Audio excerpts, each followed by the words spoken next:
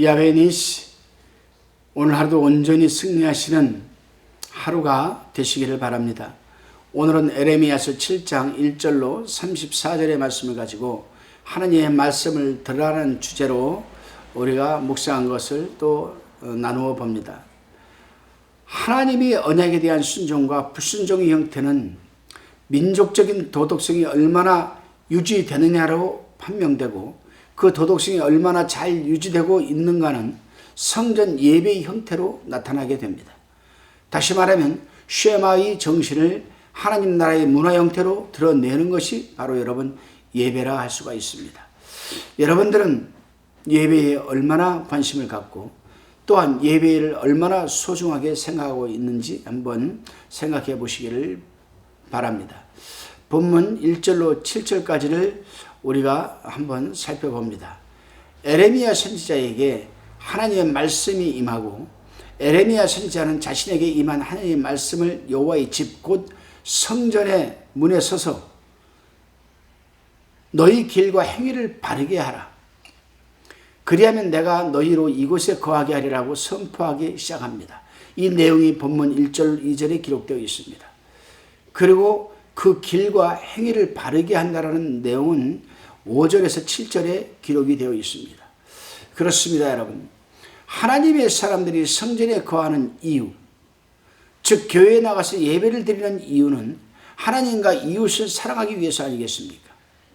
이 말을 좀 더 구체적으로 살펴보면 이웃들 사이에 공의를 행하고 이웃들에게 강포하지 말며 거짓으로 삶을 살지 말며 우상을 섬기지 않기 위해서 아니겠습니까?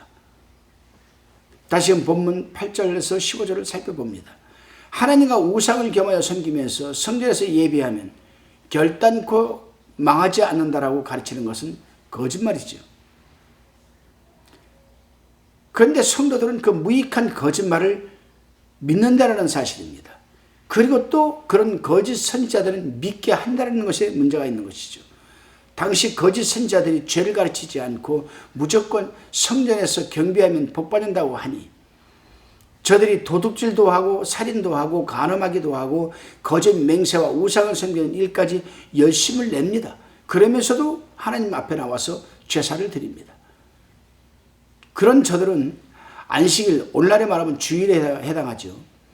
저들은 주일에 성전에서 제물만 드리면 다 된 것처럼 생각을 하였습니다. 오늘날도 그런 사람들이 얼마나 많은지 모릅니다. 한편으로 죄를 범하면서도 구원을 받는다고 자신하는 것은 신앙이라 하더라도 어리석은 믿음이고 스스로 자신을 속이는 그런 믿음인 것입니다.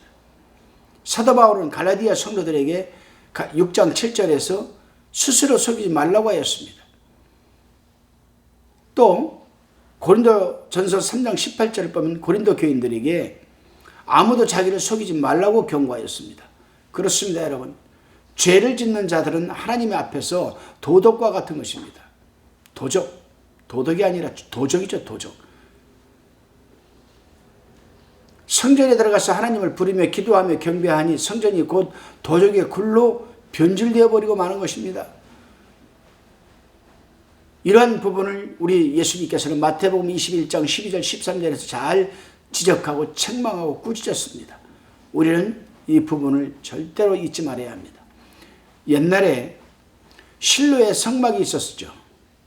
그 실로의 성막이 있었을 때 그들이 법궤만 가져가면 전쟁에서 승리할 줄 알았지만 전쟁에 패하고 말았습니다. 심지어 하나님의 법궤까지 빼앗기고 말았던 사실을 우리는 잊지 말아야 합니다.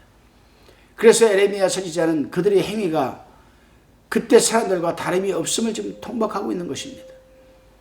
다시는 16절에서 28절을 보겠습니다. 여기서는 의식적 율법 위에 도덕적 율법이 있음을 밝히고 있습니다. 의식적 율법 위에 도덕적 율법이 세워져야 한다. 18절에 보게 되면은 하늘 황후를 위하여 과자를 만들며 라고 합니다. 이 말은 그들이 천체 예배를 드렸다는 것입니다. 하늘의 별을 보고 달을 보고 그들은 제사를 드렸다는 것이죠. 이는 아마도 원려신을 의미하는 것 같습니다. 그래서 에레미야 선지자는 하나님께서 진노를 하셔서 사람과 짐승까지 가릴 것 없이 심판을 쏟으실 것이라고 지금 에레미야는 강하게 경고하고 있습니다. 그렇습니다. 하나님께서는 제사를 원치 않으려 하신다라고 하셨습니다.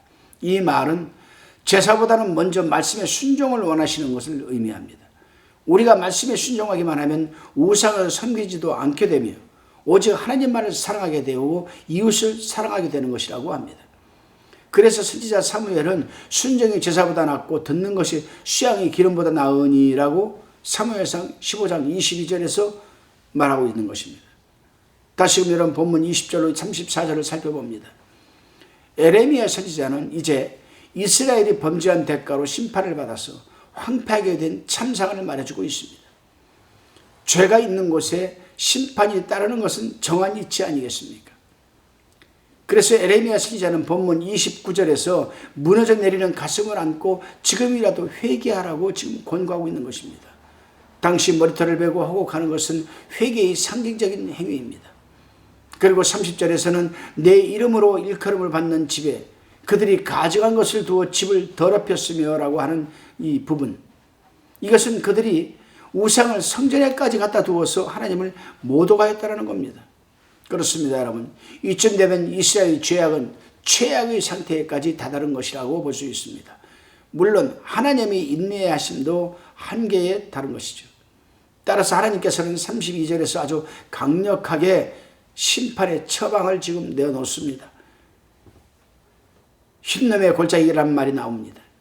흰놈의 골짜기는 예루살렘 서남쪽에 있는데 몰렉의 신을 섬기면서 자녀를 불살라 바치던 곳이죠. 도벳은 희생을 태우는 곳입니다.